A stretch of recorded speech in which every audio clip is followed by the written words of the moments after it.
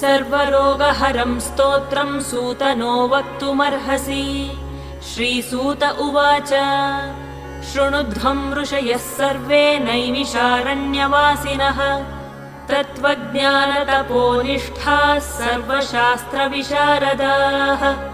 स्वयंभुवा पुरा प्रोक्तं नारदाय महात्मने तदहं सम्प्रवक्ष्यामि श्रोतुं कौतूहलं यदि। ऋषय ऊचुः किमाह भगवान् ब्रह्मा नारदाय महात्मने।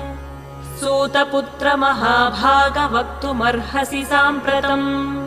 श्रीसूत उवाच दिव्यसिंहासनासीनं सर्वदेवैरभिष्टुतम् साष्टाङ्गं प्रणिपत्यैनं ब्रह्माणं भुवनेश्वरम्।